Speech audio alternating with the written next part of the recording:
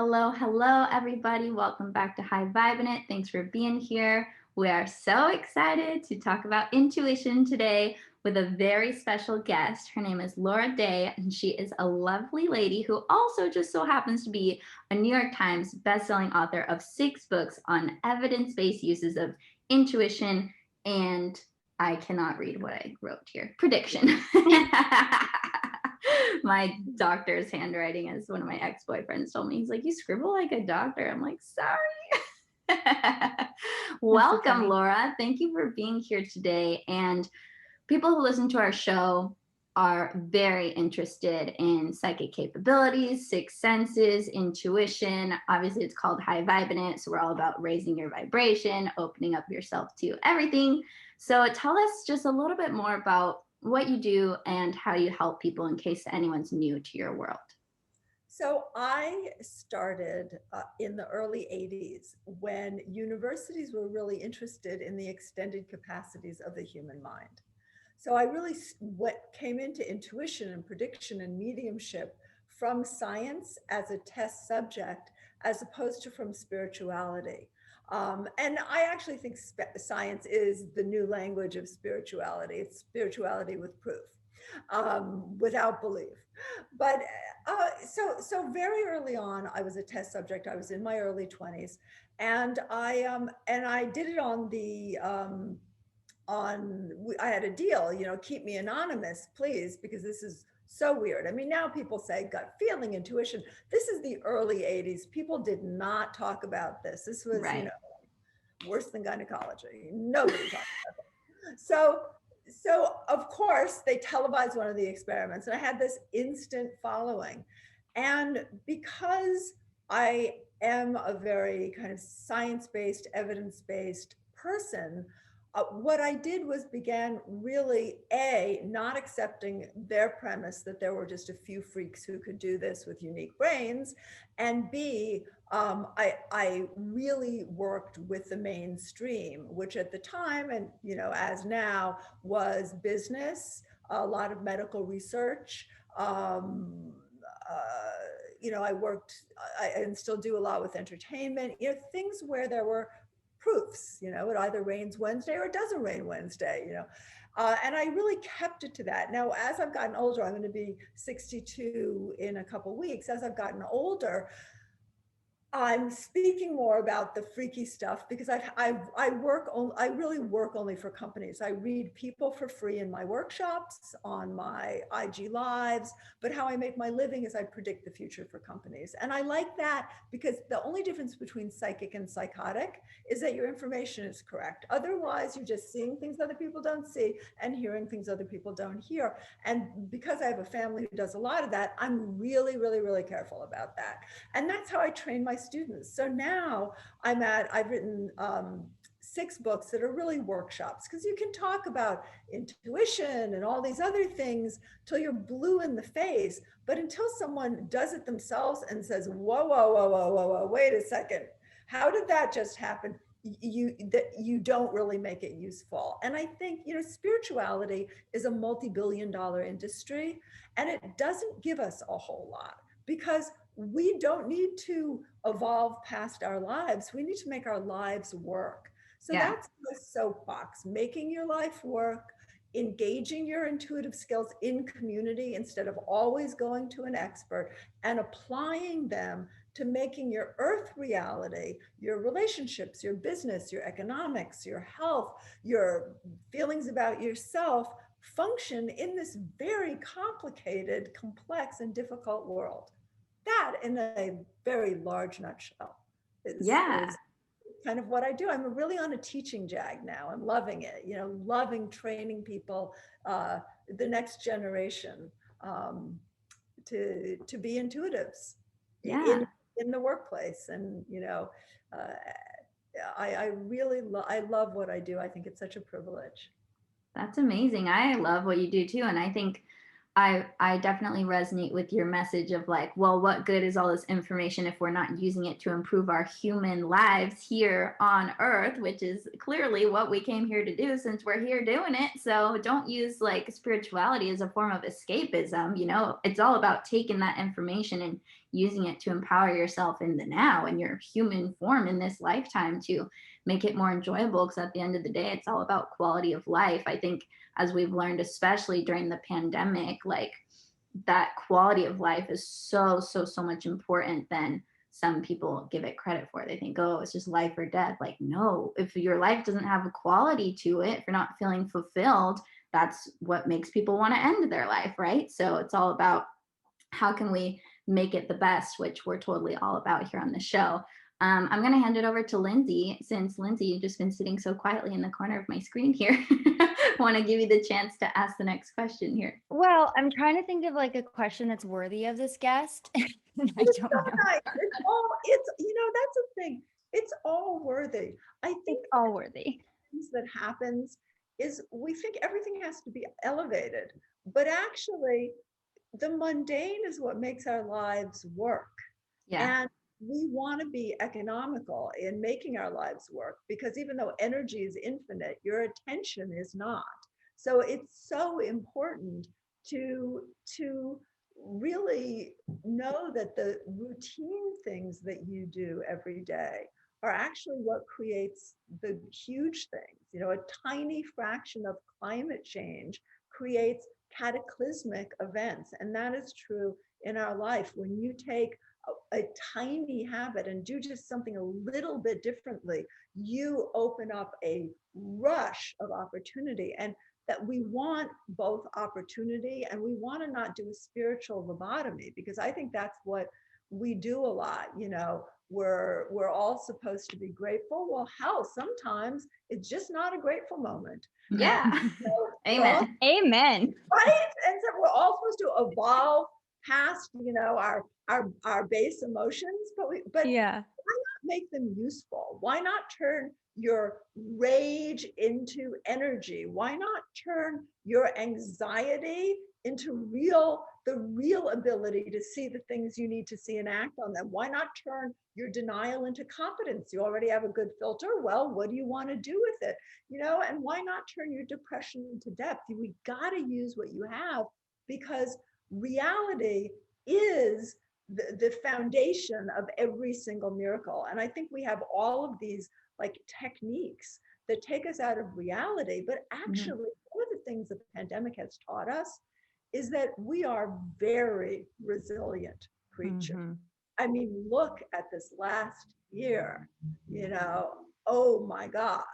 And people are creating entirely new paradigms from it. Not easily. It's not supposed to be easy. That was the BS of the 90s. Click your heels 3 times and you're in Kansas.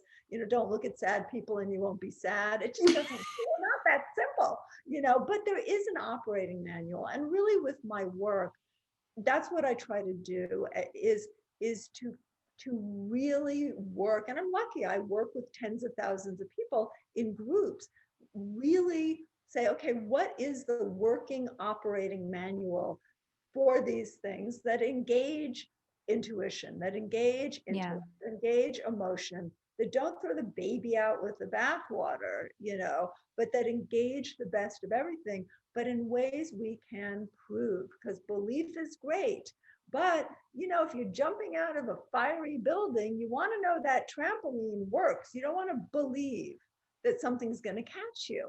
And I think there's so much belief in life that it keeps us from dealing with the reality, because dealing with reality is daunting. I've been doing it nearly 62 years. I find dealing with reality daunting. Sometimes I just think, wow, would love a 24-hour lobotomy just to pause, Yeah, You're an because interesting creature. Hold on. I got to say something real quick, because I know that we've had a lot of intuitive people, almost all of our guests, I would say. Everybody's intuitive on some level, but somebody who actually calls himself an intuitive. And I have to say, you're the first one that's like, but we got to prove it. Nobody says that. And I mean, I know I want to let Kelsey finish too, but I feel like, huh? My students do. Well, that's yeah. So it's so refreshing, because there are people, I love the idea that like the belief becomes a reality, because that's true. But to begin, we do need evidence. You can't just jump in the deep end right away. So I want to ask you, what's the I biggest? say such smart things. Belief doesn't come become reality, intention becomes reality. So, and I Right. So so I would argue that those are very similar, intention and belief. because belief ignores evidence. And if you know, sometimes we work with synchronicity. So we start something and then everything starts to go wrong and you can just keep going. And yes, the keeping going does help, but it's even a more effective process to say, okay, what's going wrong? When has this happened Hmm. before?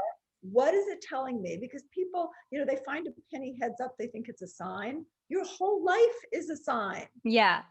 You can't pick and choose your signs. So It I get it always is it is true though, because when I have, when I have an intention and and I believe that it's going to be amazing and then it goes wrong for whatever reason, I need to know what went wrong. I don't want to just be told to just believe harder because that doesn't help me in this situation. So it's I feel like it's a really great place. Kelsey, say what you want to say. Definitely, I really want to hear it because you always have such amazing insight. But I do want to go into the biggest misconceptions, the biggest myths when it comes to intuition and what you have to say about those. I think that'll be a really good topic. What are we going to say, Kels?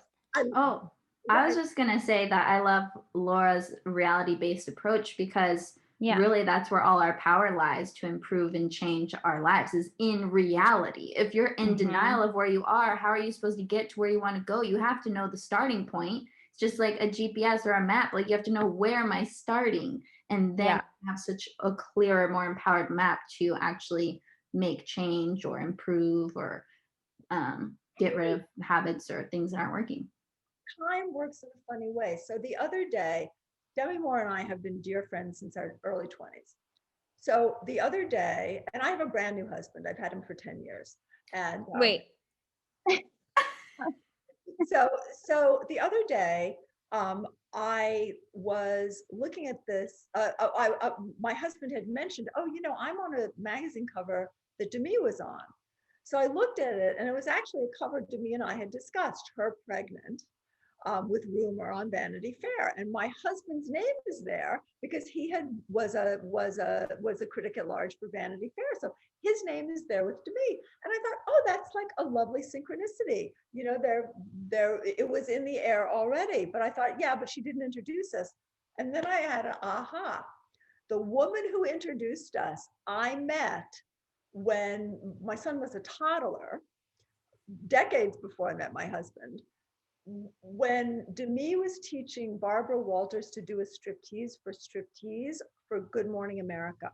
And I was up above with the producer of the second hour.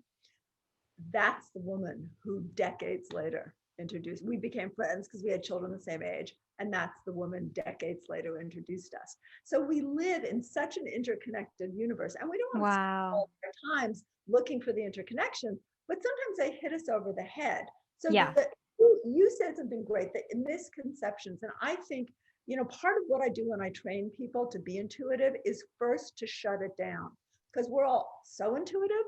We're so telepathic. Listen to all those conversations you're having with people in your head. If you actually check them out, you are having those in real time.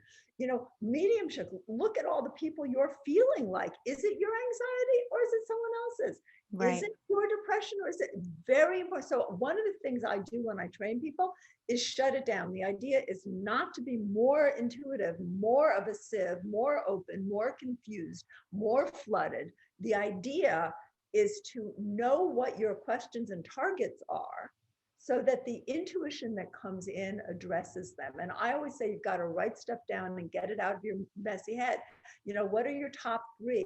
Better yet, make your top 1. What is your goal? And if you have a lot, part of the idea is you need to put it under an umbrella so they don't work against each other and just keep you stuck. The idea that intuition is somehow spiritual. Well, everything's spiritual. A good belch, nothing more spiritual. Everything Ooh, is I spiritual. like it. But but intuition is just a non-local way of getting information. So we inhabit effectively, if we're doing life well, this point in time space.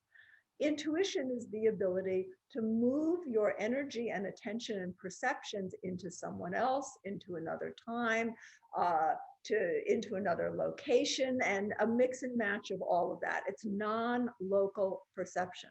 Now, good sociopaths are fabulous intuitives. I would argue not what we think of typically as spiritual. Anyone who can manipulate you effectively is a really good intuitive. Mm-hmm. And because intuition allows us to do incredible things, but all intuition is a non-local way of getting information. So just like you can use your intellect to harm, your emotions to harm, your experience to harm, your beauty to harm, you can use your intuition either way. People are intuitive in two areas: their area of greatest expertise. So you hone your intuition where you target your attention. You're also most intuitive in your area of greatest neurotic preoccupation. So if you think you're going to be abandoned, your intuition will absolutely help you find the next situation where you will be abandoned, which That's is, a beautiful way to say that. Oh my goodness. That's so good. Sorry, go ahead. oh no, That's so good. you have to interrupt me because I literally won't stop talking. So please feel free. But so you have to train it. The other thing about intuition is always right. First of all, intuition is interpreted by humans and nobody is always right, whether it's your doctor, your priest, your rabbi, your therapist, your best friend, your whatever, whoever. If anyone says they're right, always run, don't walk in the other direction. So it's really important to say, okay, this is my target, this is the information, let me document it and let me notice where it was right and where it wasn't. Your hits and your misses, we call it in the trade. And especially with precognition, because precognition, or telling the future, does give you a timeline. And the idea of predicting, so many people say, when will I meet X, Y, and Z? And I'm like, what a passive waste of energy. I want no part of that. I mean, that's what I do for companies because a lot of it's outside their control. It's a market. But for an individual, I want no part of when will I, even, if I can answer, which usually I can. But I want, okay, what is your intention? How are you changing to meet it? How is that intention refining itself? Like, we create reality. Why would you want to sit back and wait for it? And the reason is, and this is one of my favorite kind of jags, positive thinking will kill you. If a bullet's coming at you and you don't do something differently, you're dead. Negative thinking will also make you have a miserable life, because if you have blinders on and all you're seeing is the negative, and boy, my generation, I see a lot of that. We're all adult survivors of something, all the negative, that's how you're defining your world, then that's all you can see because that's your target. Empowered realistic thinking, which means, I don't adore myself right now, or I don't have what I need right now, or I don't look the way I want right now, or I don't know, but I'm setting an intention. I'm setting a target here and I'm going to get there. Empowered realistic thinking, I'm going to opens you up to find the tools, to find the resources. It engages intuition organically, because when you haven't noticed that, like, when you're in love, a million people come out of the closet saying they're in love with you, because you're in that point in the matrix, that's where you are. And what I teach people to do is get to that point ahead of time, and then to change the path there to make it better. One of the things that I see happen a lot in my groups, because intuition does give you powerful resources to manipulate your environment, is that I'll see someone get something much more quickly than they're prepared to have it, whether it's money or love or a new job. Like, all of a sudden, deer in headlights, wow, I didn't think it was going to happen. It did happen. And now what do I do? And often what they do is sabotage. And I'm sure we've seen our friends like want things so badly, and then boom, it happens and they sabotage it. And you're like, what, really? So, it's so important to really be in your reality. And it's really important to find a community that fits your reality. And once you make a commitment to something, organically, intuition selects that community. You find certain things intolerable, certain things more tolerable, certain things that you didn't realize were wonderful before, all of a sudden you're attracted to them. But there's this idea that people like to magicalize because they feel disempowered and because we're not in control of everything. I mean, I hate to depress everybody, but the reality is life takes courage. Everything we have, everything we are, everything we love, we need to fully attach, knowing that all of that will be lost. And that is, I think, human beings, even doing a poor job of it, and of course we all judge ourselves, everyone's palm slime at least half the time, but but that ability to, that human obligation is, I think, absolutely astounding. And it's why it really does give us, I'm so lucky, for example, to have students and to have a son, because at my age, I've created my bestsellers. I have a great career. I have enough of everything. Where would my purpose be if I didn't have a world that I could hand and people I wanted to hand it to? And I think that we forget about that. Now, that's a great stage of life for me. Would not be a great stage of life for you. And I think that's the other thing, is we put this blanket approach. Like the idea about intuition is we're all supposed to be doing the same thing at the same time. When a 25-year-old is terrified of death, I say, good, you should be.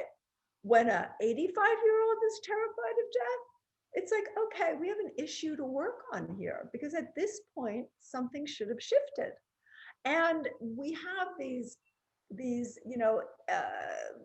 intuitive mantras. Mantras don't work, because if your subconscious isn't on board with your mantra, every day and every way I'm getting in better and better, your subconscious calls bullshit. Right. Unless you can actually engage all of your senses, which is how we get intuition. It's not visualization.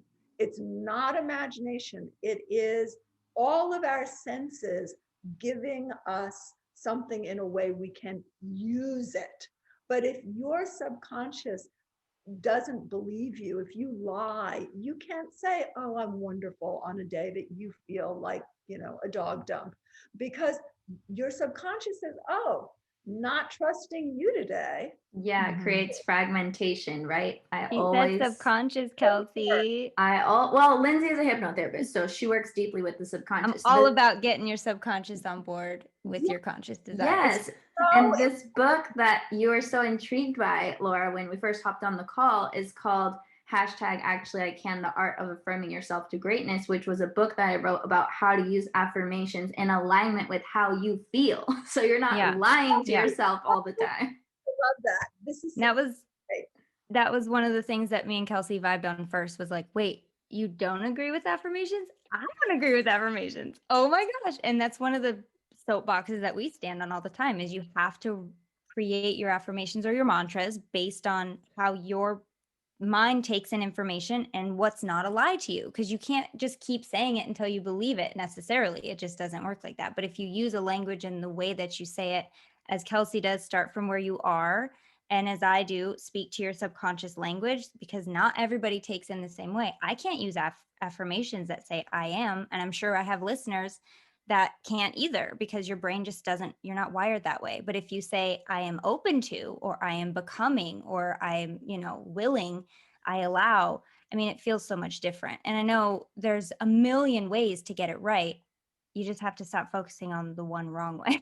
and you can find, so I adore my husband, as we all do. However, my husband can find amazing evidence that alcohol, high-fat diets, sedentary lifestyle, he can find evidence for anything he needs to prove. Some things that I won't put on camera, anything he needs to prove. And I think that part of the difference between imagination and even kind of working with your subconscious and intuition is intuition tells you what is. Yep. Then you need to reframe things to find the evidence that you can work with what is to create what you want. And that's what intuition is wonderful for. I don't, to some degree in my private practice, I get to do a little bit of that, but mostly what I'm doing is predicting the future. But when I work with people, I get to do a lot of it because I can say, oh, okay, so you're working through this trauma. How does that address what you want to achieve right now in your life? Because if you're just working through this trauma, but you're not making any movements to X, Y, and Z, then really what you're doing is you're living in the wrong time zones. And there are 4 time zones. And I really think it's so important to be aware of it. There is the past, which does change the present because we can reframe it like we do with hypnosis. There is the past. There is the non-local. So all of intuition that we are experiencing so many realities, and we need a filter for that. There is the future because we all know. We repress what we know, but we all know. And then there is the only place where we can make a change, which is the present. And prediction is wonderful because it helps you in the present do it right so you don't walk into that wall again. Visualization isn't so great without intuition because you can only visualize what you know. You can rearrange the pieces, but it's old stuff. Intuition gives you limitless possibilities, and without lying to yourself, you can reframe the past to be empowering for your present. So, I mean, I think I have 2 siblings who've suicided in the last 7 years. And I thought, what is the difference? They were smarter, they were more attractive. What really was the difference? And the difference for me was that I never, even though we were severely abused and victimized, I never saw myself as a victim. I saw myself being victimized. I saw who the victimizers were, but I never saw myself as a victim. And in a way, now as an adult, I've had to learn to be less of a fighter, less of a victor, to say, oh, wow, I need help too. I need support too. I'm struggling with this place of not knowing too. And I think that one of the difficult things of the new age, which isn't that new anymore. It wasn't the new age when I started. It was just weirdos in the early 80s. And it became the new age. And now I don't know what people call it. But I think that one of the problems is you're supposed to evolve and then that's it. But that's not how it works. I mean, I think I am incredibly proficient in manifestation and intuition and prediction, all those things. And yet I keep walking into walls and I keep needing to find a new way, and keep needing to ask for help, and I keep needing to dialogue with self and say, wow, gee, I don't like you very much right now. And this is not about I love and accept myself. This is about, hey, we need to make some changes here. Let's talk. And it really is. I think that when we accept that life in many ways is what we make it, and that we do not do this alone, because that's what intuition teaches us. We are never alone, but that in community we can create anything and everything, and the most valuable people and the most valuable kind of comrades in this aren't always, I always say to actors, young actors, don't forget the director. Talk to hair and makeup. They have everybody in their chair for hours. You are focusing all of your charms on the wrong people here. There aren't somebodies and nobodies. Everybody has something to teach us. And by the way, not always a lesson we need to learn. We need to have a sieve. But this whole total acceptance thing is not smart. It's good to be skeptics. Hey there, thanks for watching this video. If you'd like to watch the extended version where you get the full podcast episode in a video format, just go to patreon.com/highvibe. The link is in the description. That's where you can become a supporter of the show, listen to all the episodes via video format, and each week you get extended versions of the show, meaning you get to see the pregame behind the scenes, and also you get an extended interview with whoever we're guesting, or if it's me and Lindsay, we usually pull cards for you guys, fun stuff like that. So go check it out. There's lots of cool goodies, including a free copy of my book, a free audio hypnosis from Lindsay. She's a hypnotherapist. And yeah, we just want to give you all the goods, all the content. So head over to patreon.com/high vibe to become a Patreon. Or if you'd rather listen to the rest of this episode, head over to highvibinit.com where you'll see all the links to everywhere that it's getting streamed. Click your favorite one and be sure to subscribe so you don't miss an episode. Thanks for listening.